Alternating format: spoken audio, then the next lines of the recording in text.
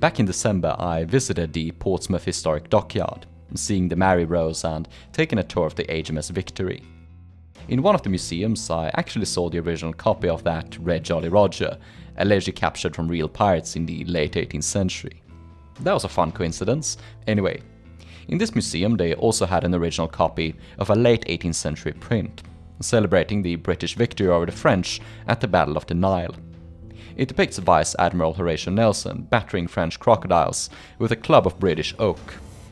One of the crocodiles can be seen spewing an explosion in the background, a reference to the destruction of the French flagship, L'Orient. Nelson had amputated most of his right arm, and in this print he is seen with a hook hand. Though Nelson certainly didn't have a hook hand outside of this image, it shows that hook hands existed in 18th century pop culture. Nowadays we associate hook hands with pirates, but this made me question if the association existed during the Golden Age of Piracy, and if hook hands were actually used. Since we're talking about one prosthetic, we might as well cover the peg leg too. And if you don't obey me and give the video a like and click the subscribe button and notification bell, I'm going to amputate you. But don't worry, I'm pro-democracy, so I'll let you choose which limb to lose. The history of prosthetic limbs is ancient, amputation even older. Archaeologists believe it has been practiced since Neolithic times, owing to findings of skeletons with what looks like amputated bone stumps. They have also been able to find the tools used in the practice, saws and knives made of bone and stone. It is apparently possible to perform an amputation using these instruments in 6 or 7 minutes. I don't want to know how they tested it. Humans have always dreamt about ideas outside their technological limits, and it isn't unfeasible to think that the first ever amputee, sometime in the Stone Age, dreamt of replacing their stump arm or leg with a copy. They just didn't have the means. The oldest mention of a prosthetic that I was able to find comes from an Indian poem named the Rig Veda, written in Sanskrit between 3500 and 1800 BC. It tells of a Queen Vishpla, who lost her leg in battle and was fitted with an iron prosthesis. The oldest archaeological findings do not appear until much later. In the year 2000 was discovered an artificial big toe from Thebes, a city in ancient Egypt. It belonged to Tabaketenmat, the daughter of a priest who lived between 950 to 710 BC.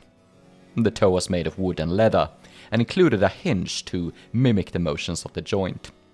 Another Egyptian toe prosthetic was discovered in 1881, dated to sometime before 600 BC. And this one appears to be less advanced, and is made of cartonnage, a material akin to paper mache. Stories and samples of amputations and prosthetics would continue into the age of Greeks and Romans. Herodotus shared a story of Hegistratus of Elis, who was captured by the Spartans and cut off his own foot to escape them. A wooden foot was added in its place. Pliny recounted the story of Marcus Sergius Silus, who had an iron hand, and there are also a number of frescoes and ceramics painted with possible depictions of prostheses, but these are difficult to interpret. One of the oldest prosthetics discovered is the Capua leg, found in 1920 in a Roman burial near modern Capua, Italy. It was dated to 300 BC, possibly to the Samnite Wars, and consisted of a hollow wooden core attached to a lost leg with leather straps. The core did not include a foot, which might have come separately. The leg was housed at the Royal College of Surgeons in London, and was sadly destroyed during an air raid in World War II.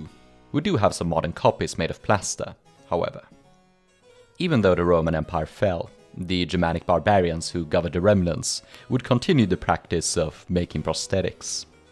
A strange artificial foot was discovered in the grave of a Swiss man, buried between the 5th and 7th centuries AD.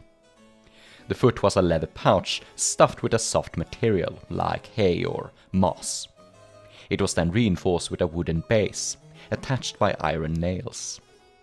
In a Frankish grave in Griesheim, another man was buried between the 7th and 8th centuries, with a foot made of wood and bronze. The man missed the lower part of his left leg, and the foot was attached to a wooden extension that reached the knee. A very fascinating prosthetic was found in the grave of a Lombard warrior, buried between the 6th and 8th centuries in Verona, Italy. Half of the man's lower right arm had been severed, the stump fashioned with a D-shaped bronze buckle. Just below the buckle lay an iron knife, which had most likely been attached with leather straps since eroded. According to markings in his skeleton and the orientation of his right shoulder, he seems to have made diligent use of this prosthesis, possibly other ones. It is believed that the man had to amputate his limb due to blunt force trauma, possibly caused by an accident, but most likely a fight. Medieval prosthetics remained largely the same until around the 15th century, when we find samples of infinitely more complex versions. The Altrupin hand, made around the year 1400, was recovered in 1836 from the bottom of the Rhine Canal. It is a remarkable gadget of iron, which allowed for limited motion of the fingers through button control, and had a movable, hinged wrist. The thumb moves at the joint, and the fingers can be moved in pairs. The advent of gunpowder weaponry in the 14th and 15th centuries dramatically increased the rate of limbs lost and amputations. Cannonballs, heavy projectiles and explosions were able to carry off a single limb in one fell stroke, and if a bullet or splinters shattered bone, amputation was the only option, since it would be impossible to mend the wound before infection set in. Medieval and Renaissance surgeons believed that gunpowder and the wounds caused by their projectiles were poisonous, but this was disproven in the late 16th century. So get as many gunpowder spots as you want. These were essentially tattoos made with gunpowder. One of the most remarkable figures of the late Middle Ages was the German knight Götz von Berlichingen. Born in 1481, he lost his hand during the siege of Landshut in Bavaria and had it replaced with an iron hand. The hand was either made by a Nuremberg craftsman or Götz's own armorer in Oldenhausen. And best of all, the artifact has survived and has seen a couple of copies throughout the centuries. The hand is basically an iron gauntlet fitted onto the lost limb, with strong movable fingers that allow the hand to clutch onto a shield, sword, or the reins of a horse. The figure of Götz is remarkably similar to the fictional manga character Guts, who cut off his hand to escape a demonic twink rapist and replaced it with an iron prosthesis. Some believe that the author must have been inspired by the German knight, but apparently he denied it. The character's metal hand also had a handgun fitted inside of it. I have never heard of a prosthetic with a gun inside of it. They did not exist. It is in the 16th century that prosthetics really picked up the pace. It is now that we start to receive detailed descriptions and illustrations of highly complex prosthetics, made of iron, wood, and paper mache, and using metal innards to move the extremities in an almost fluid manner. These were designed by Ambroise Paré in the mid-16th century, and there is documentation of a Turkish pirate, Horuk Barbarossa, meaning Redbeard, who lost his hand in battle against the Spanish and replaced it with an iron copy. These complicated prosthetics would have been uncommon and even more expensive. It is unlikely that even the wealthiest of 17th century scoundrels would have come equipped with anything like it. There are no descriptions of them using anything so advanced, and most artwork of amputated individuals shows them only with a stump. Indeed, just because an individual is amputated doesn't mean they want to use a prosthetic. According to an article posted by the website Limbs for Life, 7 to 20% of Australian amputees do not wear a prosthesis. The reasons why are many, ranging from weight, comfort and discomfort, pain included, balance issues, or even that the prosthetic restricts rather than supports. Since prosthetics were much more rudimentary and expensive back in the day, the percentage was probably higher. And remember that a lot of people didn't have a choice. Neither might they wear the prosthetic 24/7, only when performing a certain task. I don't think the knife hand Langobard wore his knife hand when going to bed or the bathroom. At least I don't hope so. Pulling his pisser would have turned into peeling his pisser. But hook hands did actually exist, and were some of the most common prosthetics in the 16th and 17th centuries. Though there doesn't seem to be any mentions of actual pirates wearing them, there are some close, kind of a cigar. Christopher Newport was an Elizabethan sea dog, a corsair sailing along the likes of Francis Drake. He lost his right hand in 1585 at age 24 during the capture of a Spanish galleon. Let's hope he was left-handed and didn't lose his dominant hand, but it doesn't seem to have stopped him either way. He continued corsairing for another 20 years, when in 1606 he was sent to establish the colony of Jamestown, Virginia. So one of America's first politicians was a hook-handed corsair. I would have voted for him. Another hook-handed fellow was an Italian explorer named Henri de Tonti, a French citizen. In 1677, he lost his hand during action in Sicily when a grenade exploded. He traveled alongside the more famous Sieur de la Salle and wrote an account of their adventures in the Mississippi Valley, where they fought against the English alongside France's Iroquois allies. In 1704, he passed away from yellow fever in Old Mobile, Alabama. Nicolas Mays, a student of Rembrandt, had the honor of painting Monsieur de Tonti somewhere in the early 1690s. He truly has the appearance of a 17th century swashbuckler, and we can see that his lost appendage is concealed by a glove. For the longest while in this video, I've neglected the mention of crutches. Whilst not a prosthetic per se, they were incredibly common not only among individuals who had lost a limb, but also people who had simply injured them. A lot of illustrations of individuals with crutches show soldiers and sailors. The loss of limbs was common in maritime service. Accidents sadly often occurred during the dangerous work aboard a ship, and the possible causes in battle were common. Another common cause was gangrene, a limb that turned black and died from blood loss. If the dead limb wasn't cut off in time, the patient would die. This can be attested by the life of François Boucher, a French pirate who retired on the island of Bourbon near Madagascar around the year 1694. Following a botched surgery to counter an abscess in his foot, the foot was instead struck by gangrene, so the entire leg had to go, and was replaced with a wooden replica. It seems to have been of exceedingly good quality, since Francois was able to walk upon it almost naturally. He would go on frequent hikes in the mountains, and every Sunday he'd go from St. Giles to St. Paul to attend Mass. As a spin-off to my recent video on a certain big and many-toothed fish, pirates and sailors did lose their limbs to shark attacks. In 1762, a Royal Navy sailor, Thomas Parker, was bathing in the Bay of Havana when he was attacked by a large shark. He survived the attack, but the monster bit off the leg below the knee. This was certainly not the first shark attack on a Royal Navy sailor, but owing to the political situation back home, Parker became a bit of a media sensation and was given a hero's welcome, along with a fancy wooden leg made of paddock. Here is a colored picture of him from 1780, showing off his peg leg.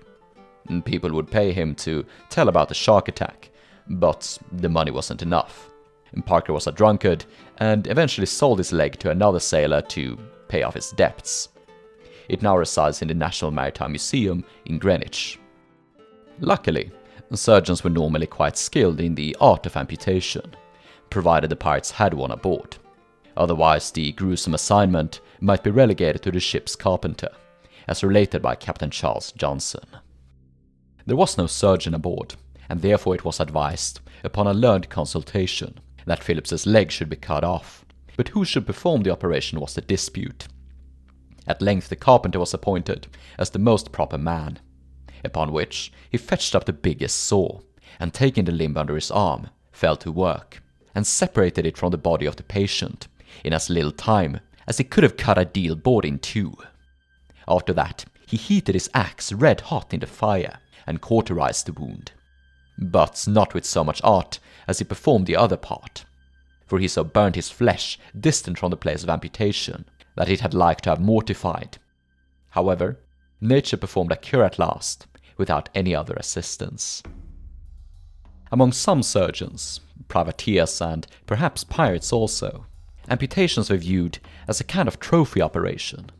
The process was dangerous, and performing multiple of them would allow a surgeon to build up an impressive portfolio. Therefore, surgical authors had to talk about the seriousness of the procedure and warn against unnecessary amputations. As John Moyle put it in his book, The Sea Chirurgeon, he is a good surgeon that can take off a limb dexterously, but he is a better that can save it one and heal it. The official process was more complicated than just cutting the limb in one fell swoop.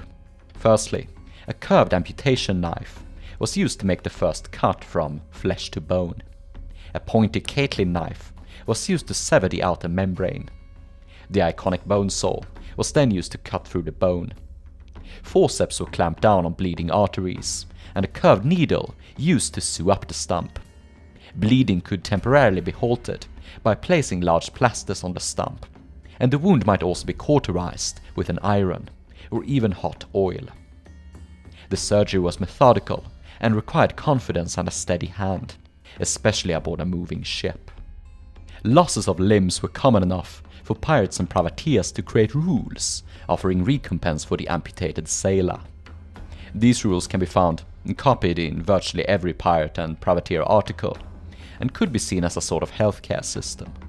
The money was taken out of the big pile of plunder before it was divided into the crewmen's individual shares. Unlike the shares, which were essentially a percentage cut of the plunder, the compensation was given in a set amount. Some wounded crewmen were allowed to choose between a monetary compensation or a compensation in slaves. Flesh for flesh. For example, the charter party of the Sun Rose listed the following. Item: any man crippled in the service of the vessel will have 600 pieces of 8 or 6 blacks, according to his choice. Jean-Baptiste Labat was even told by one crew of filibusters that if a crewman had a wooden leg or hand, and it was destroyed during service, he would be recompensed the same amount as if he had lost his original limb. Some historians believe the filibusters were pulling Labat's leg. Not literally pulling it off though. It is likely that a lot of pirates who received this compensation would have retired into peace and comfort, or even into poverty and discomfort, forced to do so by the pain and strain of their missing limb. The compensation might not have been enough to retire on, and there was little use for an amputee aboard a ship. They might be relegated to another station like the cook room. There was an 18th century stereotype of ship's cooks being amputees. Even still, there are plenty of descriptions of pirates who had missing limbs, and pressed on regardless. Pirate crews were large and seldom short on labor, so maybe they showed more compassion towards their de-limbed companions than a merchant or navy captain might, even if compensation also existed in the civilized sphere. There are a number of documented pirates from the Golden Age with missing appendages, but they are often just thrown in on the side as a curiosity, nor is it common for the mentions to describe the prosthetic in question, if they even had any. William Dampier, the pirate explorer, talked in passing about a certain William Williams, who had a wooden leg. John Fenn, a concert captain of the more famous Thomas Anstis, who sailed on the Bartholomew Roberts, was described as being one-handed. A Dutch corsair captain active in the 1630s, Cornelis Jol, was nicknamed Pied de Palo, wooden leg. There are 3 more notable exceptions. Labat wrote of a close friend, Monsieur Lucien Lambert, called one of the bravest and most successful corsairs that the islands had seen for a long time. Lucien had lost his arm on St. Kitts, yet it didn't stop him from continuing his pirating adventures. He was wealthy enough to live at ease and luxury, and his friends even begged him not to go to sea again, but he just couldn't stop. He fitted a bark with 6 cannons, and manned her with a crew of 80 men, and spent the last 2 years of his life raiding the English islands, taking significant booty and large numbers of slaves. One of the greatest pirate captains of the Golden Age, Edward Congdon, was documented as having only one hand. It is unknown how he lost it, according to Johnson, in a skirmish aboard of his own ship. He later travelled to Madagascar, where he operated as a pirate and illicit slave trader to make himself a fortune, using it to catapult him into French high society, settling down in Nantes with an ambitious wife. If you want to learn more about Congdon, how he might have lost his hand and how he became one of the greatest pirates of the period, I do have an entire video about him published on the channel. The most famous description of a pirate with a wooden leg comes from the General History of the Pirates. The scene might be apocryphal, since the events surrounding it have been described by other, more reliable sources, without mentioning the one-legged man. But who knows? Anyway, an East India captain named Macra had been captured by the company of Edward England. Most of the pirates wanted to execute Macra for putting up a resistance, but according to Johnson, the hero of our story, a fellow with a terrible pair of whiskers and a wooden leg, stood up for the prisoner and saved his life. Apparently they had once sailed together. Other sources confirm that Macra was saved by old acquaintances aboard the pirate ship, but we don't know if any of them had any lost limbs. This colorful, one-legged fellow, historical or not, served the important purpose of inspiring Robert Louis Stevenson, the author of Treasure Island. He was heavily inspired by Johnson's book, and it is believed that he based the iconic character of Long John Silver upon this mysterious person, cementing one-legged scoundrels into pirate canon. However, Stevenson's Silver did not have a wooden leg. He hobbled along on a crutch. A few years later, Stevenson's friend and associate, J.M. Barrie, penned the only man that Silver ever feared, Captain Hook. So named after, well, you can probably guess, or most likely, you already know. Thus, he in turn cemented Hook Hands as an icon of pirates. And as it turns out, neither peg legs nor hook hands would have been unseen among pirates. But they were nothing unique to them, being also used by sailors, explorers, soldiers, hell, even regular civilians. Well, I know I said there weren't any gun prostheses in the period, and hey, looks like I was wrong. What do you know? Hey, happens once in a blue moon. Do you remember Thomas Parker, the drunkard who swam with a shark and lost his leg? After selling his Paduke peg leg, he managed to instead acquire a new leg, with a fucking flintlock blunderbuss inside of it. He used this absurd armament in the hunting of rats. In 1794, the gun, or the rats, got the best of him. He managed to blow off his other foot with a prosthetic, and died of sepsis after a gangrenous infection.